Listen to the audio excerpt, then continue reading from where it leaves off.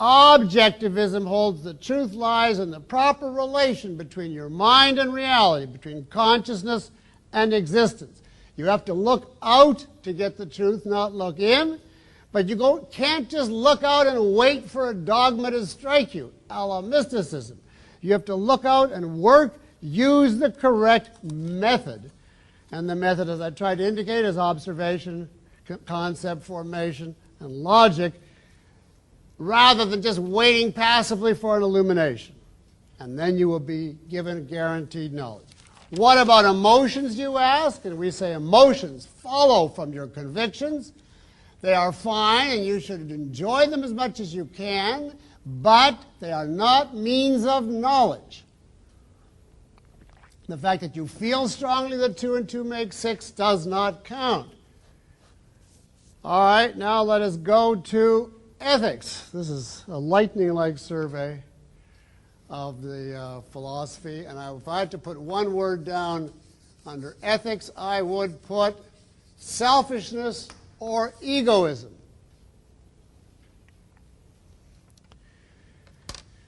Now, when we get to ethics, we must follow our basis. Epistemology tells us we have to get knowledge by reason, and therefore that applies to every field, including ethics, and therefore ethics can't be based on whim, on my feeling or your feeling or society's feeling or God's feeling if there was one. The battle today, of course, is God gave revelations, one side says, and the other says no, society sets ethics. And we say both are wrong. Both of those are a form of not recognizing that reality is objective and reason is objective. And therefore, when we come to ethics, we have to ask, what in reality gives rise to ethics? It's not anybody's arbitrary say-so. What makes ethics necessary? And Ayn Rand's answer is the fact that man is a living being who has to act in a certain way in order to keep himself alive. Now you might say, isn't that true of animals too? Yes, certainly, but animals don't need ethics because they have no choice, no free will. They're automatically programmed to support themselves and keep themselves alive. Man is not, as witness the state of the world. He can commit suicide, murder, and all-purpose mayhem.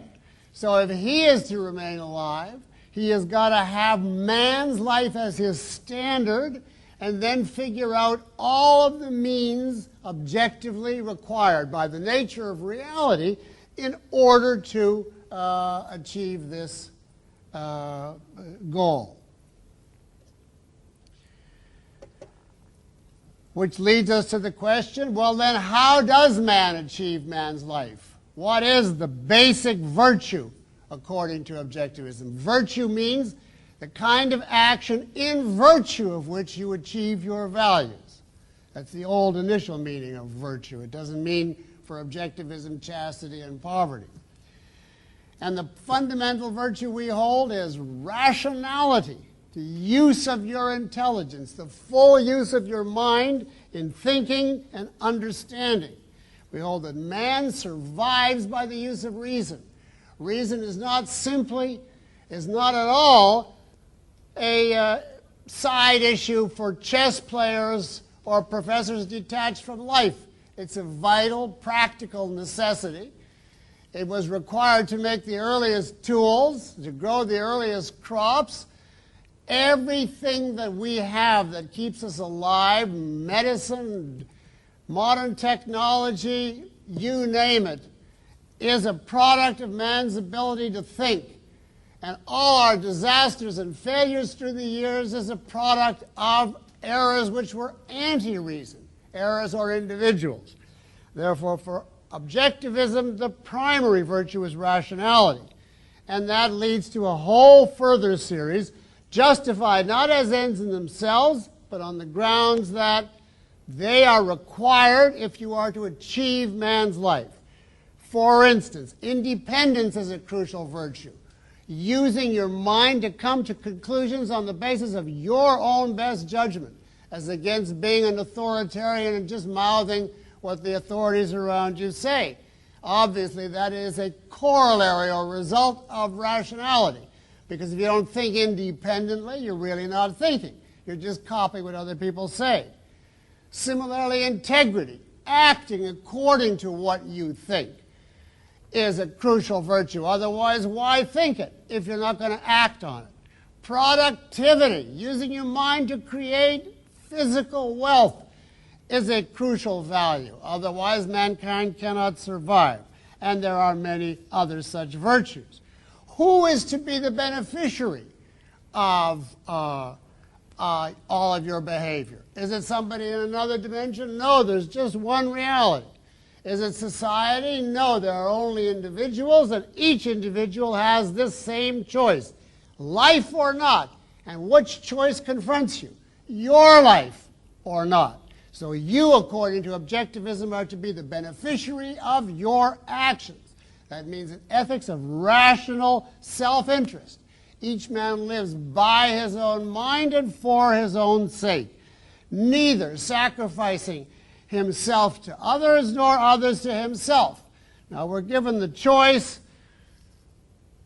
As it stands today, you're an altruist, you sacrifice yourself for others, and a selfish person is supposed to be somebody who sacrifices others for himself. Cut my throat for you or cut your throat for me. We regard this as a false alternative and reject both sides. We're against throat cutting. We believe that you achieve on your own. If you want something for someone, you offer a trade, and you trade value for value to mutual benefit by mutual consent. And if you practice this type of value, or this type of ethics, you will never have to worry about should I be moral or should I be practical. Now that whole dichotomy comes from defining ethics as self-sacrifice and then finding that you can't live by it. So you've got to be moral and practical. You're constantly torn, which most people regard as self-evident. But according to Objectivism, there is no such dichotomy. Since moral is what preserves and enhances life, it's definitely practical. And the only way to be practical is to be moral. And now that brings us to the main social application of ethics, which is politics. It's simply the application of ethics to social questions. And here I would put down capitalism as a one-word summary. Laissez-faire capitalism. In other words, the complete separation of state and economics, just as we have the separation now of state and church. So I do not mean by capitalism the mixed economy, which is basically what we have today, which is some fascism and some socialism and some capitalism and a few other things all tossed into a pot, a melange of conflicting ideas. I mean by capitalism pure laissez-faire capitalism, where the foundation of the system is individual rights. But I hasten to say that by individual rights, I mean it as the founding fathers of this country meant it. I do not talk about the rights of an embryo, only of human beings once they're born. And I do not offer them the right to a trip to Florida, a guaranteed job, guaranteed hospital bed, daycare, night care, etc., etc., etc. They have only got the right to life, liberty, the pursuit of happiness, and property. The property they can earn by their own effort. And we say that the function of government should be to protect these rights and only these rights. How can you violate these rights? What does the government have to protect us from? Basically, there's only one way to someone to take away your life, your liberty, your property, and that's to initiate physical force against you. Steal your property, tie you up, stab you in the heart, etc. There's an indirect form of force, which is fraud, where I rook you out of your property by misrepresentation, so you're still doing it against your will.